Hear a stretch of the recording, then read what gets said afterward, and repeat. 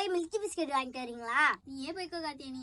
அக்கா இப்பதாக்கா நானும் எங்க அம்மாவும் சாமியை பாக்குறதுக்கு அவ்வளவு பெரிய கியூல நின்று வந்தோம். கால வலிக்குதுக்கா, சத்த போயிட்டு வாங்களேன். சரி கார்த்தியானி, மில்கி பிஸ்கெட் இல்லையா? இந்த மேரி பிஸ்கெட் தான் இருக்கும். ஏன் கால போய் வாங்கிட்டு வந்தீங்க? எனக்கு பிடிக்காது. நான் வாங்கிட்டு வந்ததே பேசு, இதுல ஓவரா கத்துற. ஏன் என்ன ஏன் 2 பேரும் சண்டை போட்டுட்டு இருக்கீங்க? அண்ணா நான் மில்கி பிஸ்கெட் கேட்டதுக்கு இந்த அக்கா மேரி பிஸ்கெட் வாங்கிட்டு வந்துட்டாங்கண்ணா.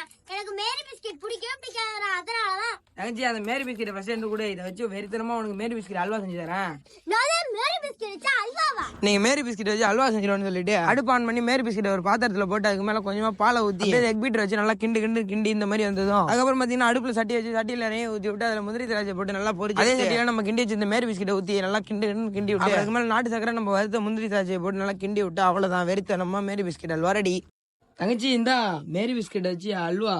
ஐ குடுடா.